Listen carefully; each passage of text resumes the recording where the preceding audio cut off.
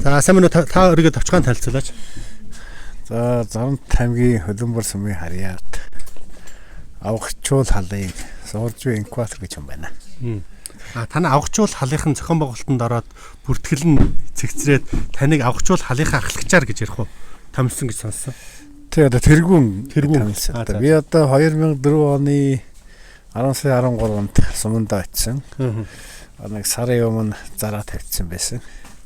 Тэгээ саядынхаа төвд ер нь үндсэн одоо 1945 онд нүүж ирсэн өрхийн одоо ер нь 17 өрх анх ирсэн. Тэгээ энэ одоо салбар болоод 37 8 өрхөөс нэг хүмүүс ирсэн. Ингээд яг бүгдээрээ ер нь одоо 22 оны Баргажин наадмаар анх одоо ургийн халын баяраа хий гэж. Ураг биш халын баяраа хий гэсэн саналыг над тавьсан. Намайг одоо зохион байгуулагч гэж. Тэгээ энэ одоо тэрнээс хойш одоо энэ 3 жилийн хугацаанд ер нь одоо авахцуул халынхаа ургийн бичгийг бичиж эхэлсэн.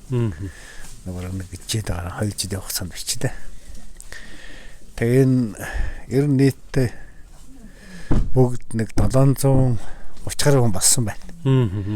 Тэгээ одоо эцгийн тал гэх юм бол одоо дээрээсээ одоо надаас дэше 6 үе яваад бичтэй өөрөөсөө дээш нэ. Тэгээ миний хүүхэд ороод ингээд 8 дахь үеийн явж байна. Тэгээд энэ одоо миний эмэгтэй дүү манай зээ болно шүү дээ. Авахцууд халын.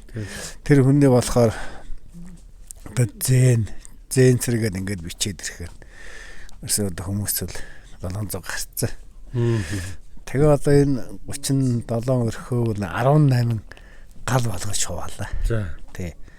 Одоо жишээлх юм бол одоо манайхан гэх чинь нар бахатны гал гэдэг. Одоо энэ дээр одоо нэг халын юуны галын тэргүүнтэй.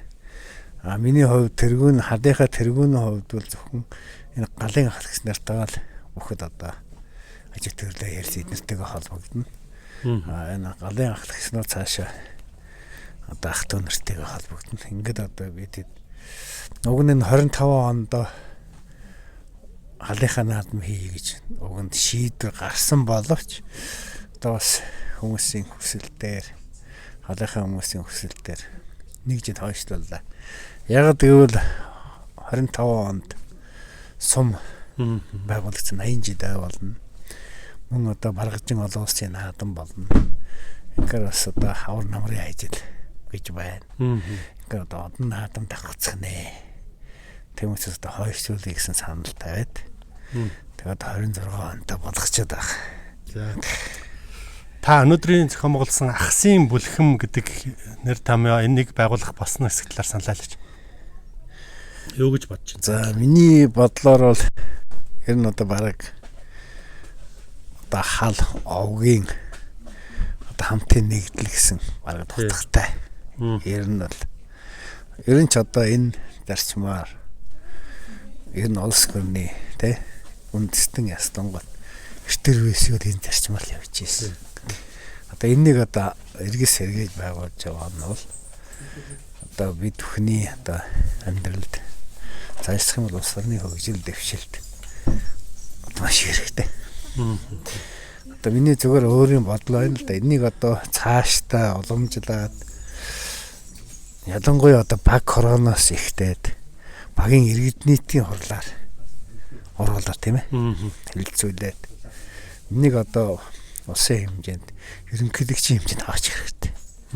Ягаад гэвэл одоо ерөнхийлөгчийн эвэлдэр маш олон одоо зохион байгуулагдаж шүү дээ. Одоо энэнийг одоо хэрвээ одоо ерөнхийлөгчийн санаанд очих юм бол миний одоо үзэж байгаагаар бол хүлээж авах гэж бодож байна. Ягаад гэвэл тэр хүнтэй би бас ойр залуу байхдаа бас хамтарч явж ирсэн. Ярилцж үзсэн. Тэгэхээр тэр хүн хувьд бол яг энэ сэтгэл зүйн хувьд хүлээж авах гэж би бол яг бодож байна шүү. Энийг цааш нь тавих хэрэгтэй. За юм байна. За таныг бол жишээлбэл нөгөө халын ахлагч гэдэг тэргүүн гэдэг тэр ер нь нөгөө бидний хүсэж байгаа юмыг та төрүүлээд хийчих. Тэгэхээр танаас дараа энэ тухай нэг нэлээд сайхан хойлоо тухтай ярилцлага хийж болох уу? Болно. Тэгээ яг ер нь хүмүүс ч одоо юм дээр дуурдаг шүү дээ. Тийм учраас би өөрийнхөө тэр их хурлынхаа дарааллыг ажлынхаа төлөв бичээд аваад ирсэн байхгүй. Тэгээд тэрнийгээ шууд нөгөө хурал даргадаг хүмүүстэй танилцуулаад тэгээ шийдэд явцсан. Тэгээ хурлын протоколж байна л да. 1040 хэдэн хүн цугласан. Тэгээ одоо халууныхаа тэргүүнээр одоо инкваторхыг тэгээ яа. Гэсэн санал тавьсан 100% саналаар дэмжигдсэн. Тэгээ ингээд ирсэндээ намар нутгаараа яваад. За баяр хүргэе амжилттай. Баярлалаа.